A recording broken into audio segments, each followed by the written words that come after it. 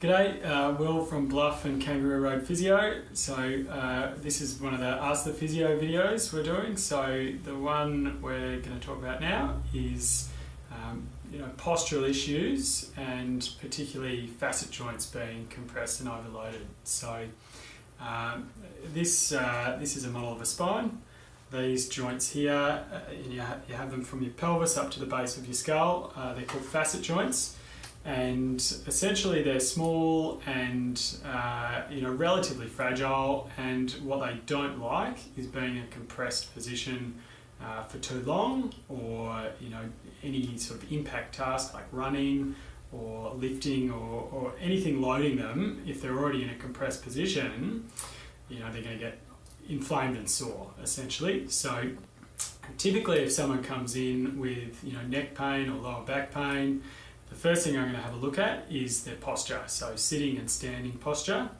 And what you really typically tend to see with someone who's got compression of these joints is that the way they stand is a little bit sloppy, it's a little bit lax. And so when you sort of relax your posture like that, what you're tending to do is your pelvis is tipping forward.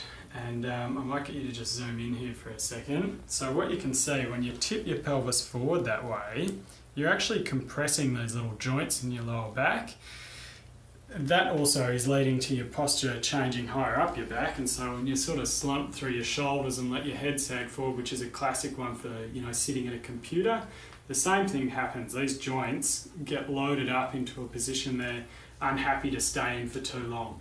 So basically what you want to have a look at is why this posture is the way it is. And so that can be a number of things. A really common one is tight muscles, hip flexors for example. If they're tight, will pull your pelvis into that forward tilt position. And so what you need to do is find out what is actually causing the postural issue. So if it is muscle tone, high muscle tone, you would loosen off your hip flexors, do a bit of manual physio treatment.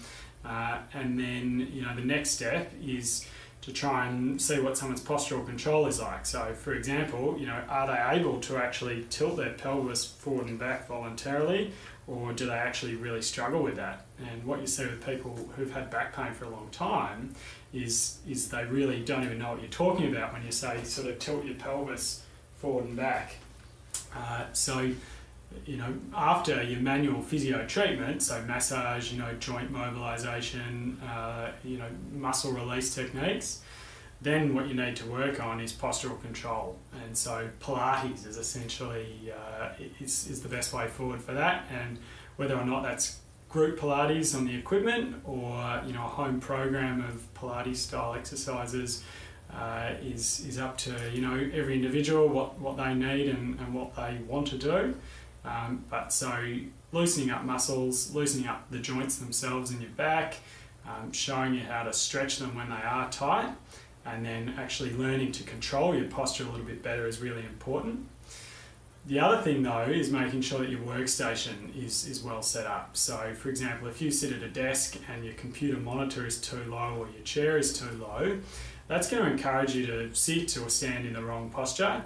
And so, making sure you're just following basic guidelines in terms of the right seat height, desk height, computer height, where you put your keyboard and your mouse can make a really big difference as well. That basically gives you a bit of an overview as to what physio does for overloaded facet joints and how to improve that with postural control exercises. Cheers.